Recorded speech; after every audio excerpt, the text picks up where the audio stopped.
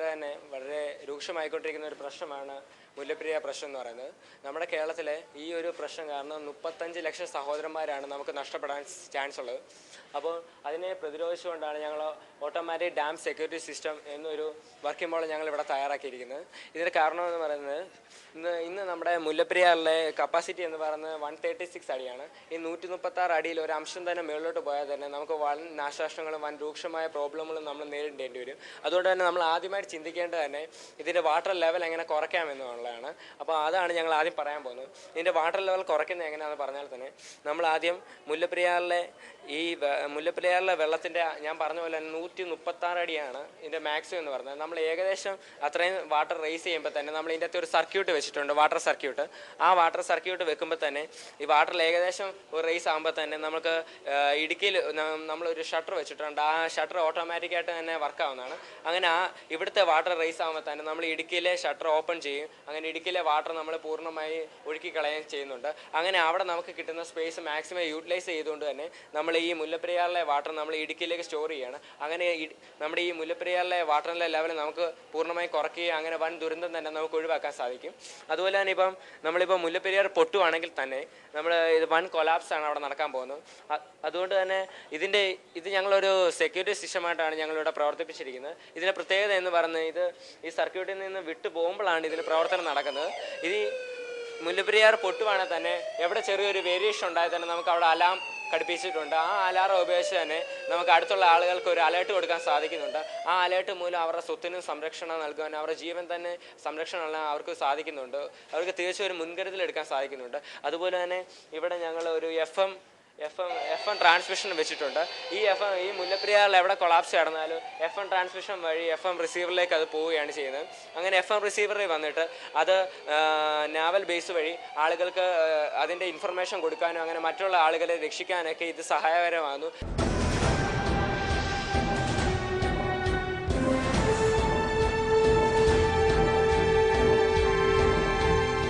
ഞങ്ങളിവിടെ അവതരിപ്പിക്കുന്നത് ബയോഗ്യാസ് പ്ലാന്റിൽ നിന്നും വൈദ്യുതി ഉൽപ്പാദിപ്പിക്കുന്ന ഒരു മെഷീനാണ്. അവർ ഓൺ എനർജി അഥവാ നമ്മുടെ സ്വന്തം ഊർജ്ജം എന്നൊരു കൺസെപ്റ്റാണ് ഞങ്ങൾ ഇന്നിവിടെ അവതരിപ്പിക്കുന്നത്. ഇന്ന് നമ്മൾ നേരിടുന്ന ഏറ്റവും വലിയ പ്രശ്നങ്ങളാണ് waste disposal and energy crisis. ഇതെങ്ങനെ പരിഹരിക്കണം എന്നറിയാതെ നമ്മുടെ ഗവൺമെൻറ്റും മറ്റു പല ഏജൻസികളും ഇന്ന് ഇരുട്ടിൽ തപ്പുകയാണല്ലോ. ബയോഗ്യാസിൽ നിന്നും പുറത്തു വരുന്ന മിക്സഡ് ഗ്യാസിൻ്റെ മെയിൻ കമ്പൗണ്ട് എന്ന് പറയുന്നത് മീഥേൻ എന്ന ഹൈഡ്രോ കാർബണാണ്. നമുക്കെല്ലാം അറിയാമല്ലോ നമ്മുടെ ഫ്യൂച്ചർ ഫ്യൂൽ എന്താണെന്ന്, ഹൈഡ്രജൻ. ഓരോ വീട്ടിൽ നിന്നുണ്ടാകുന്ന വേസ്റ്റിൽ നിന്നും ഹൈഡ്രജൻ പ്രൊഡ്യൂസ് ചെയ്യാമെന്ന് ഞങ്ങൾ കണ്ടെത്തി. ഇന്ന് കുക്കിംഗ് പർപ്പസിന് വേണ്ടി മാത്രമാണ് ബയോഗ്യാസ് യൂസ് ചെയ്യുന്നത്. ബയോഗ്യാസിൽ നിന്നും പുറത്തു വരുന്ന ഗ്യാസ് ബേൺ ചെയ്യിപ്പിച്ച് എനർജി പ്രൊഡ്യൂസ് ചെയ്യുന്നുണ്ടെങ്കിലും ഗ്ലോബൽ വാർമിങ്ങിന് കാരണമായ കാർബൺ ഡയോക്സൈഡ് എന്ന വാതകമാണ് അവിടെ ഉണ്ടാകുന്നത്. പക്ഷേ ഞങ്ങളിവിടെ മീഥേനെ ഹൈഡ്രജൻ്റെ ഒരു സോഴ്സ് ആയിട്ടാണ് ഉപയോഗിച്ചിരിക്കുന്നത്. ബയോഗ്യാസിൽ നിന്നും പുറത്തു വരുന്ന ഗ്യാസിനെ കംപ്രസറിലൂടെ കടത്തിവിട്ട് ഇന്റേണലി സ്റ്റേജ് മെമ്പറൈൻ സെപ്പറേറ്റർ യൂണിറ്റിൽ എത്തിക്കുന്നു. അവിടെ വെച്ച് ഹൈഡ്രജനെയാണ് സെപ്പറേറ്റ് ചെയ്യുന്നത്. ആ ഹൈഡ്രജനെ മൈക്രോ CHP ഫ്യൂവൽ സെല്ലിലൂടെ കടത്തിവിടുമ്പോൾ അവിടെ ഇലക്ട്രിസിറ്റി പ്രൊഡ്യൂസ് ചെയ്യുന്നു. ബയോഗ്യാസ് പ്ലാന്റിൽ നിന്നും പുറത്തു വരുന്ന ഗ്യാസിനെ ഒരു കംപ്രസറിലൂടെ കടത്തിവിട്ട് ഹൈ പ്രഷറിൽ സിലോക്സിൻ ചേംബറിലേക്കാണ് ആദ്യമായി കടത്തിവിടുന്നത്. അവിടെ വെച്ച് കാർബൺ ഡയോക്സൈഡും ഹൈഡ്രജൻ സൾഫൈഡും റിമൂവ് ചെയ്യും. കാർബൺ ഡയോക്സൈഡിനെ പൊട്ടാസ്യം ഹൈഡ്രോക്സൈഡ് സൊല്യൂഷനിലേക്ക് കടത്തിവിടുമ്പോൾ കാർബൺ ഡയോക്സൈഡ് പൂർണ്ണമായി അബ്സോർബ് ചെയ്യപ്പെടും. ബാക്കി ഗ്യാസിനെ ആക്ടിവേറ്റഡ് ചാർക്കോൾ ബെഡിലേക്ക് കടത്തിവിടുമ്പോൾ അതിൽ നിന്ന് 90% മീഥേൻ അവിടെ സെപ്പറേറ്റ് ചെയ്യും. എക്സസ് ഗ്യാസിനെ മെംബ്രെയിൻ ഫിൽട്രേറ്റിംഗ് യൂണിറ്റിലൂടെ കടത്തിവിടുമ്പോൾ അതിൽ നിന്ന് മീഥേനെ സെപ്പറേറ്റ് ചെയ്യും. ഇവിടങ്ങളിൽ വെച്ച് സെപ്പറേറ്റ് മീഥേനെ ഹൈഡ്രജൻ സെപ്പറേറ്ററിലേക്കാണ് അടുത്തേക്ക് കടത്തിവിടുന്നത്. ഹൈഡ്രജൻ സെപ്പറേറ്ററിലെ സെറാമിക് ട്യൂബുകളിൽ കൂടി കടത്തിവിടുമ്പോൾ സ്റ്റീം റിഫോമിംഗ് എന്ന പ്രോസസ്സ് ഉപയോഗിച്ച് ഹൈഡ്രജൻ പൂർണ്ണമായി ഇവിടെ സെപ്പറേറ്റ് ചെയ്യും. സെപ്പറേറ്റ് ചെയ്ത ഹൈഡ്രജനെ പ്യൂരിഫൈ ചെയ്യാനായി മൈക്രോ ഫിൽട്രേഷൻ എന്ന പ്രോസസ്സ് ഇവിടെ ഉപയോഗിക്കുന്നു. അടുത്തതായി ഹൈഡ്രജനെ ഫ്യൂവൽ സെല്ലിലേക്കാണ് കടത്തിവിടുന്നത്. ഫ്യൂവൽ സെൽ എന്ന് പറയുന്നത് കെമിക്കൽ എനർജിയെ ഇലക്ട്രിക്കൽ എനർജി ആയിട്ട് കൺവേർട്ട് ചെയ്യുന്ന ഒരു ഡിവൈസാണ്. ആനോഡിലേക്കാണ് ഹൈഡ്രജൻ ആദ്യമായി എത്തുന്നത്. ഓരോ ഹൈഡ്രജൻ ആറ്റത്തിൽ നിന്നും ഓരോ ഇലക്ട്രോൺ വീതം നഷ്ടപ്പെട്ട് അതിൻ്റെ ഔട്ടർ സർക്യൂട്ടിലൂടെ ചെന്ന് ഇലക്ട്രിസിറ്റി പ്രൊഡ്യൂസ് ചെയ്യും. ബാക്കിയുള്ളവ S+ അയോൺസായി മാറി പോളിമർ ഇലക്ട്രോലൈറ്റ് മെമ്മറിയിൽ കൂടി പാസ് ചെയ്ത് കാഥോഡിലേക്ക് എത്തും. അവിടെ വെച്ച് അറ്റ്മോസ്ഫിയറിക് ഓക്സിജനും നേരത്തെ നഷ്ടമായ ഇലക്ട്രോൺസും S+ അയോൺസും തമ്മിൽ കമ്പൈൻ ചെയ്ത് ഹീറ്റും വാട്ടറും പ്രൊഡ്യൂസ് ചെയ്യും. വാട്ടർ ആ ഹീറ്റിനെ അബ്സോർബ് ചെയ്ത് ഹോട്ട് വാട്ടറായി മാറും. ആ ഹോട്ട് വാട്ടർ നമ്മൾ ഹോട്ട് വാട്ടർ കളക്ടിങ് ചേംബറിലേക്ക് കടത്തിവിടും. അവിടെ നമുക്കത് സ്റ്റോർ ചെയ്യാം. നമുക്ക് ആ വാട്ടർ വീട്ടിലെ പല ആവശ്യങ്ങൾക്കായി ഉപയോഗിക്കാൻ കഴിയും. അതിനൊരു ഹോട്ട് വാട്ടർ ഔട്ട്ലെറ്റ് നമ്മൾ കൊടുത്തിട്ടുണ്ട്. അവിടെ പ്രൊഡ്യൂസ് ചെയ്യുന്ന കറണ്ട് എന്ന് പറയുന്നത് DC ആണ്. അതിനെ ഇൻവെർട്ടർ അല്ലെങ്കിൽ ഓസിലേറ്ററിലൂടെ കടത്തിവിട്ട് AC ആക്കി മാറ്റി പവർ ഡിസ്ട്രിബ്യൂഷൻ യൂണിറ്റിലേക്ക് എത്തിക്കുകയാണ് ചെയ്യുന്നത്. ഇനി ഞങ്ങൾ ഇതിൻ്റെ മെറിറ്റ്സ് എന്ന് പറയാം. 100% ഗ്രീൻ എനർജി.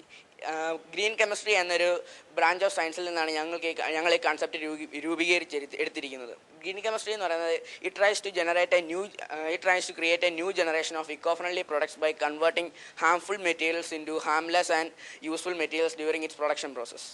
100% ട്രാൻസ്മിഷൻ ലോസ് നമുക്ക് ഇതിൽ നിന്ന് അവോയ്ഡ് ചെയ്യാൻ കഴിയും. എന്ന് വെച്ചാൽ ഇന്ന് നമ്മൾ ഇടുക്കിയിൽ നിന്നും മറ്റ് പല സ്ഥലങ്ങളിൽ നിന്നുമാണ് വൈദ്യുതി ഉൽപ്പാദിപ്പിച്ചു കൊണ്ടിരുന്നത്. ഇതിലെ ഒരു യൂണിറ്റ് നമ്മൾ വീട്ടിലാണ് സ്ഥാപിക്കുന്നതെങ്കിൽ വീട്ടിൽ തന്നെയാണ് സ്ഥാപിക്കേണ്ടത്. അവിടെ നിന്ന് നമ്മൾ ആ വീട്ടിലേക്ക് ആവശ്യമായ മുഴുവൻ കറണ്ടും ഇതിൽ നിന്ന് പ്രൊഡ്യൂസ് ചെയ്യാൻ കഴിയുന്നുണ്ട്. ഒരു മിഡിൽ ക്ലാസ് ഫാമിലിക്ക് ഒരു ദിവസത്തേക്ക് ആവശ്യമായ കറണ്ട് എന്ന് പറയുന്നത് 5 മുതൽ 7 കിലോവാട്ട് വരെയാണ്. അത് നമുക്ക് ഇതിൽ നിന്ന് ഉൽപ്പാദിപ്പിക്കാൻ കഴിയാവുന്നതേ ഉള്ളൂ. വേസ്റ്റ് ഡിസ്പോസൽ ആവശ്യമായി വരുന്ന ഹോസ്റ്റലുകളിലും ഹോസ്പിറ്റലുകളിലും മത്സ്യമാംസ വിപണന സ്ഥാപനങ്ങളിലും ഇങ്ങനെ ഒരു യൂണിറ്റ് സ്ഥാപിക്കുകയാണെങ്കിൽ അവിടങ്ങളിലേക്ക് ആവശ്യമായ കറണ്ട് പാരലലായിട്ട് ഇതിൽ നിന്ന് പ്രൊഡ്യൂസ് ചെയ്യാൻ കഴിയും. പാരലൽ എന്ന് പറയുമ്പോൾ നമുക്ക് ഇതിൽ നിന്ന് ബയോഗ്യാസ് ഒരുപക്ഷെ തീരുകയാണെങ്കിൽ നമുക്ക് പാരലായിട്ടുള്ള സപ്ലൈയെ ആശ്രയിക്കാൻ കഴിയും. ഇലക്ട്രിസിറ്റിയോടൊപ്പം ഉണ്ടാകുന്ന ബൈ പ്രോഡക്റ്റ് എന്ന് പറയുന്നത് വാട്ടർ മാത്രമാണ്. അത് നമുക്ക് ഒരു തരത്തിലും പൊല്യൂഷൻ ഉണ്ടാക്കുന്ന ഒന്നല്ല.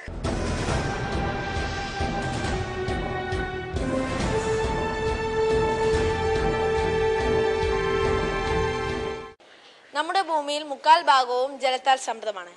എന്നാൽ ഇതിൽ കേവലം 0.03% മാത്രമേ നമുക്കിന്ന് ശുദ്ധജലം അവൈലബിൾ ആയിട്ടുള്ളൂ. ചെലവ് കുറഞ്ഞ രീതിയിൽ കടൽ ജലത്തെ ശുദ്ധജലമാക്കുന്നതിനുള്ള ഒരു പ്ലാന്റിന്റെ മാതൃകയാണിത്. ഇതിന്റെ ഭാഗങ്ങൾ: ഇത് ഉപരിതലത്തിൽ നിന്നും ജലം ശേഖരിക്കുന്ന ടാങ്ക്, 2 അറയുള്ള ഫ്ലാഷ് ചേംബർ, ജലത്തെ തണുപ്പിക്കുന്ന കൂളിംഗ് ചേംബർ, 300 മീറ്റർ താഴത്തു നിന്നും ജലം വലിച്ചെടുക്കുന്ന പമ്പ്, വാക്വം പമ്പ്, പിന്നെ ശുദ്ധജലം ശേഖരിക്കുന്ന ടാങ്ക്. ഇതിന്റെ പ്രവർത്തനം: ഇവിടെ 2 മോട്ടോറുകളാണ് ഉള്ളത്.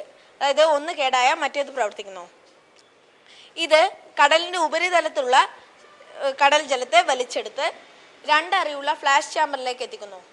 ഇവിടെ എത്തിക്കുമ്പോൾ ഈ ഫ്ലാഷ് ചാമ്പറിലെ വായുവിനെ വാക്വം പമ്പിന്റെ സഹായത്താൽ വായു ശൂന്യമാക്കുന്നു. വായു ശൂന്യമാക്കുമ്പോൾ ഇവിടെ മർദ്ദം കൂടുകയും പെട്ടെന്ന് തന്നെ ബാഷ്പീകരണം നടക്കുകയും ചെയ്യുന്നു.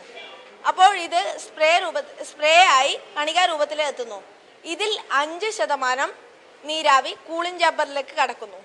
ബാക്കി 95% ജലവും മറ്റു മാലിന്യങ്ങളും ഉപ്പും കൂടിയ തിരിച്ച് ഈ കുഴൽ വഴി കടലിലേക്ക് തന്നെ കടന്നു പോകുന്നു. അങ്ങനെ നീരാവി 5% കൂളിംഗ് ചേമ്പറിലേക്ക് കടക്കുമ്പോൾ ബാക്കി 2 മോട്ടോറുകളാണ് ഇവിടെ ഉള്ളത്. അത് കടലിന്റെ 300 മീറ്റർ താഴ്ചയിൽ നിന്നും 12 ഡിഗ്രി സെൽഷ്യസ് തണുത്ത ജലം വലിച്ചെടുത്ത് കൂളിംഗ് ചേമ്പറിലെ ഈ ചെറിയ പൈപ്പുകളിലൂടെ കടന്ന് തിരിച്ച് കടലിലേക്ക് തന്നെ പോകുന്നു. ഈ സമയത്ത് ഇവിടെയുള്ള നീരാവി തണുത്ത് ശുദ്ധജലമായി തീരുന്നു. ഈ ശുദ്ധജലത്തെ ശുദ്ധജല ശേഖരണ ടാങ്കിൽ എത്തിച്ച് ആവശ്യാനുസരണം കുടിവെള്ളം ലഭ്യമാക്കുന്നു. ഞങ്ങൾക്കിത് ലഭിച്ചത് ഞങ്ങളുടെ അധ്യാപകൻ ഒരു ടൂറിൻ്റെ ഭാഗമായി ലക്ഷദ്വീപിൽ ചെന്നിരുന്നു. ഈ പ്രവർത്തനം ലക്ഷദ്വീപിൽ പ്രാബല്യത്തിൽ വരുത്തിയതാണ്. ഇതിൻ്റെ ദൃശ്യങ്ങളാണിത്. ഞങ്ങൾ ഇതിനെക്കുറിച്ച് കൂടുതൽ അന്വേഷിച്ച് ഇൻ്റർനെറ്റിൽ നിന്ന് ലഭിച്ച ഫോട്ടോസാണ് മുകളിൽ കൊടുത്തിരിക്കുന്നത്. മാത്രമല്ല, ഞങ്ങൾ ലക്ഷദ്വീപിൽ ചെന്നപ്പോൾ അവിടെ നിന്നും ലഭിച്ച ചിത്രങ്ങളാണിത്. ഈ ലക്ഷദ്വീപിൽ നിന്നും ശുദ്ധജലം നമ്മുടെ ഇന്ത്യയിലെ ചെന്നൈ പോലുള്ള നഗരങ്ങളിൽ അവർ കുടിവെള്ളം 10 ലക്ഷം ലിറ്റർ ഒരു ദിവസം എന്ന നിരക്കിൽ എത്തിക്കുന്നുണ്ട്. നമ്മുടെ ഇന്ത്യയിൽ നമ്മുടെ ഈ കേരളത്തിൽ ഒരുപാട് വരൾച്ച അനുഭവപ്പെടുന്ന ഒരു കാലഘട്ടമാണിത്. എന്തുകൊണ്ട് ഇത്തരം പ്ലാന്റ് ഇന്ന് ലക്ഷദ്വീപിലും കാനഡയിലും മറ്റു ഗൾഫ് രാജ്യങ്ങളിലും സ്ഥാപിതമാണ്. ഇത്തരം പ്ലാന്റ് നമ്മുടെ 3 സമുദ്രങ്ങളായി ചുറ്റപ്പെട്ടിരിക്കുന്ന നമ്മുടെ ഈ ഇന്ത്യയിൽ വരുത്തിയാൽ നമുക്ക് ഒരുപാട് കുടിവെള്ളം കൊണ്ട് നമ്മുടെ ഈ ജലക്ഷാമം പരിഹരിക്കാനായേക്കാം.